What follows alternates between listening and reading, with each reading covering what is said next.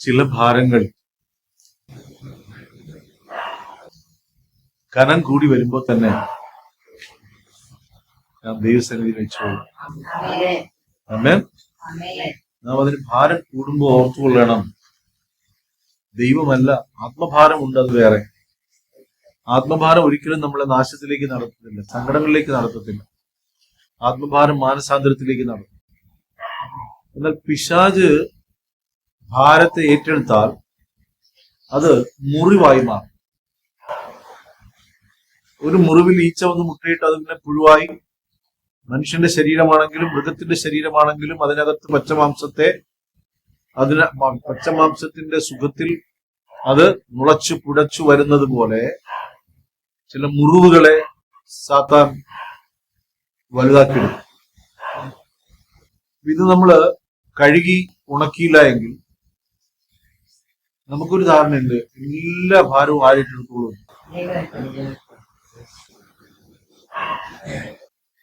എല്ലാ ഭാരവും ദൈവം വഹിക്കത്തില്ല. തിന്മയെ നന്മ കൊണ്ട് നേരിടാനാ പറയും. എല്ലാ ഭാരവും യഹോവ വഹിക്കും, എന്റെ എല്ലാ വേദനകളെ അവൻ ചുമന്നു. ഇതൊക്കെ വിശ്വസിക്കുന്നവരോടാണ്, സഭയോടാണ്. അപ്പൊ എനിക്കൊരു നാഥനുണ്ട്, എനിക്കൊരു ദൈവമുണ്ട്. എന്റെ ദൈവത്തിന്റെ മുമ്പാകെ കൊണ്ട് ചവറും ചപ്പും എല്ലാം കൊണ്ട് തള്ളിക്കൊടുക്കാമെന്ന് ആരും കരുതരുത്. അതാണ് പറയുന്നത്, ഈ യാഗപീഠത്തിന്റെ അടുക്കിലേക്ക് വരുമ്പോ യാഗവസ്തു എന്ത് ചെയ്യണം? നീ കൊണ്ടുവന്ന യാഗത്തിനകത്ത് വിഷം കലർന്നു എങ്കിൽ അതിനെന്ത് ചെയ്യണം? അതിനകത്ത് ദൈവത്തിന് സ്വീകരിക്കാൻ പറ്റാത്തതുണ്ടെങ്കിൽ നീ അതവിടെ വച്ചേച്ച് പോയി നിരപ്പിച്ചുകൊള്ളണം എന്ന് പറയാനുള്ള കാരണം, അത് ആലയത്തിനകത്തേക്ക് എടുക്കാൻ കൊള്ളുന്നതല്ല. ദൈവത്തിന്റെ മുമ്പിൽ അപ്പ ഞാൻ 2.5 കിലോ ചവറ് വച്ചേക്കുന്നു എന്ന് പറഞ്ഞാൽ അത് ദൈവം അത് സ്വീകരിക്കത്തില്ല. ദൈവത്തിന്റെ ക്വാളിറ്റി വിട്ട് എന്ത് ചെയ്യത്തില്ല.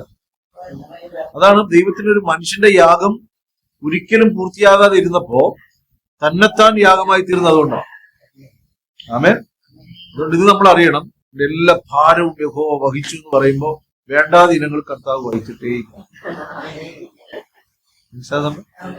കയ്യിലിരിപ്പോഴും നമ്മളുടെ ഈ വേഷം കെട്ടലുകളും നമ്മളുടെ നിരൂപണങ്ങളും നമ്മുടെ ചിന്തകളും നമ്മൾ ഈ സ്വയം എഴുന്നേൽക്കുന്നതും നമ്മൾ രാജ്യത്വം പ്രാപിച്ചതുപോലെ രാജ്യത്വം പ്രാപിച്ചതുപോലെ നടത്താം.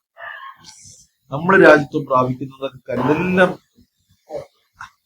അതെല്ലാം പുറത്ത് പോകും. മനസ്സിലാകുന്നുണ്ടോ? അപ്പൊ നല്ല ഒരു ടണൽ, ഒരു ചെറിയൊരു ടണലിൽ കൂടി വലിച്ച് അഴുക്കെല്ലാം കളഞ്ഞു പോകുന്നത് പോലെ ഇങ്ങനെ അതെല്ലാം ഇളകിപ്പോയാൽ ഇത് അകത്തോട്ട് പോകത്തുള്ളൂ. അതുകൊണ്ട് സഭയോട് പറയുന്നു, നിന്റെ ഭാരം യഹോവയിൽ വെച്ചുകൊള്ളുക. പക്ഷെ വേണ്ടാത്ത ഭാരങ്ങൾ ആ ദൈവത്തിന്റെ സ്ഥലം കെട്ടിവെച്ച് രക്ഷപ്പെടാമെന്ന് വിചാരിച്ചാണ്. എന്തുകൊണ്ടെന്ന് അറിയും? ചില ഭാരങ്ങളായി തുടരുന്നതിന്റെ കാരണം ഇതുകൊണ്ടാണ്. നമ്മൾ ചിലപ്പോൾ പരിശോധിച്ച് നോക്കാറുണ്ടല്ലേ, ഇത്ര പ്രാർത്ഥിച്ചിട്ട് അത് മാറിപ്പോകുന്നില്ല. അങ്ങനെ പ്രാർത്ഥിച്ചിട്ട് മാറിപ്പോകാത്ത ഒരു കാര്യം വെച്ചിട്ടാണ് പൗലോസ് അപ്പോസ്തലൻ യേശുവിന്റെ അടുക്കൽ ചെന്നത്. ഈ പിശാച് മാറിപ്പോകുന്നില്ല. കർത്താവിന് ഇതൊക്കെ എന്റെ കൃപ പോരെ, അല്ല ഇത് മാറിപ്പോകണം, ഇത് മാറിപ്പോകണം. കാരണം എന്റെ മേൽ എന്തുണ്ട്? വരങ്ങളിരിക്കുന്നു. ഈ വരങ്ങളെ കുറിച്ച് ശാസിച്ചിട്ടും ആരും പോകുന്നില്ല. വരങ്ങളൊക്കെ വെച്ച് യുദ്ധം ചെയ്തിട്ട് ആരും മാറുന്നില്ല. പിശാചിന്റെ പ്രവൃത്തികളെ അഴിപ്പാൻ ഇറങ്ങി വന്ന കർത്താവ് അവന്റെ കൂടെ ഇരിക്കുമ്പോഴും പറയാണ്, ഈ സാത്താൻ നീങ്ങി പോകണമെങ്കിൽ നിനക്ക് എന്റെ കൃപ വ്യാപരിക്കും. ഹല്ലേലൂയ. ദൈവത്തിന്റെ മക്കൾക്ക് നൽകിയ കൃപ എവിടെ? ഇത് നീ കൈമോശം വരാതെ സൂക്ഷിക്കേണ്ടത് നമ്മുടെ ഉത്തരവാദിത്വമാണ്. മനസ്സിലാകുന്നുണ്ടോ? പരിശുദ്ധാത്മാവ് സുബോധത്തിന്റെ ആത്മാവാണ്, വിവേകത്തിന്റെ ആത്മാവാണ്, വീരത്വത്തിന്റെ ആത്മാവാണ്, സൗഖ്യത്തിന്റെ ആത്മാവാണ്. പരിശുദ്ധാത്മാവ് അവിവേകം ചെയ്യത്തില്ല. ആമേൻ. അതുകൊണ്ട് നമ്മളുടെ വാക്കുകളും പ്രവൃത്തികളും ഒക്കെ പലപ്പോഴും നമുക്ക് തന്നെ ചീഞ്ഞ സാധനമായിട്ട് മാറും. ഞാൻ അറിയാതെ എന്നൊക്കെ പറഞ്ഞ് രക്ഷപ്പെടാൻ ശ്രമിക്കുക. ഞാൻ പറഞ്ഞു പോയി, ഞാൻ വാക്ക് കൊടുത്തുപോയി, ഇനിയിപ്പോ ഞാൻ ചാകാതിരുന്നത് എന്നൊക്കെ വിചാരിച്ചുകൊണ്ടായിരിക്കും. ദൈവമക്കളെ, നാം നരകതുല്യമായ അവസ്ഥകളിലേക്ക് പോകാതിരിപ്പാൻ നമുക്ക് ദൈവം ഒരു കാര്യസ്ഥനെ തന്നിരിക്കുന്നു. നമ്മൾ നശിച്ചു പോകാതിരിപ്പാൻ ദൈവം ഒരു ക്രമം സഭയ്ക്കകത്ത് വെച്ചിട്ടുണ്ട്. അതുകൊണ്ട് വീണ്ടും പറയുന്നു, എന്തുകൊണ്ട് ചില ഭാരങ്ങൾ മാറിപ്പോകുന്നില്ല എന്ന് വെച്ചാൽ ആ ഭാരം ദൈവം ഏറ്റെടുക്കത്തില്ല. അത് പുറത്ത് ചപ്പും ചവറുമായിട്ട് പുറത്ത് കളയേണ്ടതിനെ നീ കളയണം. ആരെങ്കിലും കുളിച്ചിട്ട് ശരീരത്തിൽ നിന്ന് പോയ വിടക്കഴുക്ക് സൂക്ഷിച്ച് അയ്യോ അത് പോയിട്ടുണ്ടോ എന്ന് നോക്കിയിരിക്കോ? നാറി മുഷിച്ച വസ്ത്രം എടുത്തുകൊണ്ട് അലക്കിയതിന്റെ കൂട്ടത്തിടുവോ? അങ്ങനെയുള്ളവരുണ്ട്. അതിനൊക്കെ അണ്ടി കൊടുക്കണം. അതിനോട് മിക്സ് ചെയ്ത് കൊണ്ടിരുന്നവരുണ്ട്. മുഷിച്ച് നാറിയത് ഏത് അറിയാൻ പറ്റും. അങ്ങനെ ചെയ്യരുത്. ഞാൻ പറഞ്ഞ ആത്മീയ കാര്യങ്ങളാണ്. ശരികമായതിനെ നോക്കരുത്. ഉദാഹരണത്തിന് പറഞ്ഞിരുന്നേ ഉള്ളൂ. നമ്മളുടെ ഈ വിശുദ്ധ വസ്ത്രത്തെ എന്ത് ചെയ്യരുത്? മുഷിഞ്ഞതിന്റെ കൂടെ ഇടാനുള്ളതാണെന്ന് ആരും കരുതരുത്. അതുകൊണ്ട് ഇത് ആത്മാവ് ഇടപെട്ടൊരു കാര്യം പറയുവാണ്. ഇത് വചനത്തിന് വിരോധമാണോ വചനത്തിന് ചേരുന്നതാണോ എന്ന് പരിശോധിച്ചു. ചില ഭാരങ്ങൾ നീങ്ങി പോകാത്തതെന്ന്, ചില ദൈവം ഏറ്റെടുത്തു എന്ന് പറഞ്ഞിട്ട് ചിലത് മാറിപ്പോകാതിരിക്കാനുള്ള കാരണം ദൈവം ആ ഭാഗത്ത് നോക്കിയിട്ടില്ല. അവർക്ക് എടുക്കാൻ കൊള്ളാത്ത കാര്യമാണ്. കാരണം അതിന് ചുമന്ന് നടക്കുന്നത് നീയാണ്, ഞാനാണ്. മനസ്സിലാകുന്നുണ്ടോ? ചില ആൾക്കാർ തോളത്ത് കീട്ടാൻ നമുക്ക് ഭയങ്കര ഭാരമായിരിക്കും. ശരിയല്ലേ? ചില ആൾക്കാർ തോളത്ത് കീട്ടും. പക്ഷെ ചില ആൾക്കാർ തോളത്ത് കൈ ഇട്ടില്ലെങ്കിലാണ് നമുക്കൊരു ഭാരം. രണ്ടിലും വ്യക്തികൾ ആര് തന്നെയാണ്? നമ്മൾ തന്നെയല്ലേ? ചിലരത് കഴുത്തിൽ നിന്ന് ഒഴിഞ്ഞു കിട്ടപ്പെടണമാണ് മനസ്സിലാക്കുന്നത്. പക്ഷെ നേരെ മറിച്ച് മറ്റതാണെങ്കിൽ പിടിച്ചങ്ങ് വയ്ക്കും. ഇങ്ങനെ പിടിച്ചു നടന്നാലും കുഴപ്പമില്ല. നാറ്റം പ്രശ്നമില്ല, വീർപ്പ് നാറ്റം പ്രശ്നമില്ല. എല്ലാം അതാണ് പറഞ്ഞത്. നമ്മൾ അനുവദിക്കുന്ന ഇടത്ത് ദുഷ്ടൻ അവകാശം പറയും. നമ്മൾ അനുവദിച്ചു കൊടുക്കുന്ന ഇടത്ത് ദൈവത്തിന്റെ സ്ഥാനം നമ്മുടെ വലുതായിരിക്കും. ദൈവം നമ്മൾ ആഗ്രഹിക്കുന്നത് ദൈവത്തിന്റെ വായായിരിക്കാനും ദൈവത്തിന്റെ കൈയായിരിക്കാനും ദൈവത്തിന് സംസാരിക്കാൻ ഇവിടെ ഒരു മനുഷ്യൻ വേണം. ഹല്ലേലൂയ. ഇവിടെ ഇപ്പൊ ഗബ്രിയേൽ ദൂതൻ ഇറങ്ങി നിന്നിട്ട് ഒരു സന്ദേശം തരുന്ന പാടൊന്നുമില്ല ദൈവത്തിന്. മനസ്സിലാകുന്നുണ്ടോ? ആകാശത്ത് നിന്ന് ഇപ്പൊ ഒരു ശബ്ദം കേട്ടു, ഇവനെന്റെ പ്രിയപുത്രൻ. ഇതൊക്കെ വെളിപ്പെടുത്താൻ ദൈവത്തിന് ഒരു പ്രയാസമുണ്ട്. കാഹളം ധുനിക്കും എന്ന് പറഞ്ഞു. നിങ്ങൾ ആരെങ്കിലും ചിന്തിച്ചിട്ടില്ല എന്ത് കാഹളമായിരിക്കും ധുനിക്കുന്നത്? ഒരു അലവറ ശബ്ദമാണോ ധുനിക്കുന്നത്? അപ്പൊ ദൈവത്തിന്റെ ശബ്ദത്തിനൊരു വ്യക്തത ഉണ്ടാവില്ലേ? ഉണ്ടാവില്ലേ? അത് ഗ്രഹിക്കാൻ പാകത്തിന് നമ്മുടെ മനസ്സൊരുങ്ങണ്ടേ? ഇന്ന് വരെ ബൈക്കിന്റെ കീ കേട്ടിട്ടില്ലാത്ത ഒരു കുഞ്ഞിനോട് ആ ശബ്ദം കേട്ട കുഞ്ഞ് ഗ്രഹിക്കുമോ? നമ്മൾ കേട്ടിട്ടില്ലാത്ത ഒരു ശബ്ദം എന്താണെന്ന് അറിയാതെ പകച്ചു നോക്കും. ഇങ്ങനെ പകച്ചു നിൽക്കാതെ ആ കാഹളം എന്താണെന്ന് തിരുവെടുത്തു നിന്ന് പഠിപ്പിക്കും. ആമേൻ. ഇന്ന് സഭയോട് പറയുന്നു, ചില ഭാരങ്ങൾ ഇപ്പോഴും ഭാരമായി തുടരുന്നതിന്റെ കാരണം അതൊരിക്കലും നീങ്ങിപ്പോകാൻ നാം ആഗ്രഹിക്കാത്തതുകൊണ്ടാണ്. അതിൽ നിന്ന് പുറത്തു വരണമെന്ന് ആഗ്രഹിക്കുന്നവൻ ചവറ്റുകൊട്ടയിൽ തിരഞ്ഞെടുക്കണം. എന്റെ കയ്യിൽ 10 സാധനങ്ങളുണ്ട്.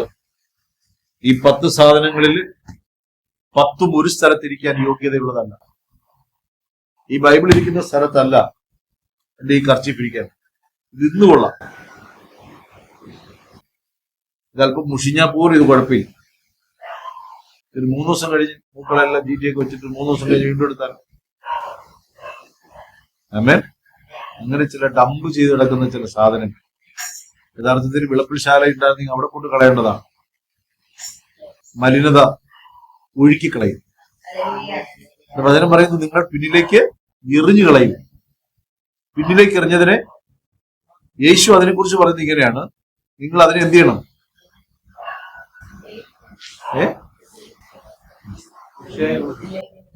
ഭിക്ഷയായി കൊടുക്കാനാണ്. നിങ്ങൾ അതിനെ ഭിക്ഷയായി ആരെങ്കിലും വരുമെങ്കിൽ അങ്ങ് കൊടുത്തേക്ക്. വഴിയാത്രക്കാരൻ വരികയാണെങ്കിൽ അവന്റെ തന്നെ കൊടുത്തു. നിന്റേത് നിനക്ക് മുമ്പോട്ട് കയറണം. കർത്താവ് പറഞ്ഞ പോലെ സീസറിനുള്ളത് സീസർക്കും ദൈവത്തിനുള്ളത് ദൈവത്തിന്. സീസറിനുള്ളത് പുറത്തിറങ്ങിക്കാം. അത് ഞാൻ അകത്തോട്ട് എന്ത് വേണ്ട എടുക്കണ്ട. ഇതും കൊണ്ട് എന്റെ അടുത്ത് വരണ്ട. ദൈവത്തിനുള്ളത് നിങ്ങൾ ദൈവത്തിന് കൊടുക്കും. ഹല്ലേലൂയ. ദൈവമല്ലേ എല്ലാം സൃഷ്ടിച്ചു വെച്ചേക്കണത്. ദൈവം എടുത്തോളൂ. എന്റെ പാപങ്ങളെ അവൻ ചുമന്നു നല്ല എഴുതിയിരിക്കുന്നു. എന്റെ പാപത്തിന്റെ ശിക്ഷയാണ് അവൻ ചുമന്നത്. അല്ലാതെ ഞാൻ വ്യഭിചരിച്ചതും ഞാൻ മോഷ്ടിച്ചതും ഞാൻ വലംതെറ്റി നടന്നതും ഇതെല്ലാം യേശു ഉള്ളഗീതനായി ആസ്വദിക്കുകയല്ല. അതിന്റെ മേലൊരു മരണം വെളിപ്പെട്ടു. ആ ശിക്ഷയെ അവൻ എന്ത് ചെയ്യാണ്? അതാണ് അവൻ അനേകരുടെ പാപങ്ങളെ ചുമന്നുകൊണ്ട്. പാപങ്ങളെ ചുമന്നു ഇന്റർ മീനിങ് ഇതാണ്. പാപങ്ങളുടെ ശിക്ഷ അവൻ ചുമന്നു കൊണ്ട് ക്രൂശിന്മേൽ കയറി. അതുകൊണ്ടാണ് യേശു ക്രൂശിൽ മരിച്ചത്. ഹല്ലേലൂയ. കരമത്തിന് മഹത്വപ്പെടുത്താൻ നിങ്ങളുടെ പലതരം തുറന്നു വെച്ചിട്ട് നിങ്ങളുടെ ഭാരങ്ങൾ യഹോവയിൽ വെച്ചോളൂ.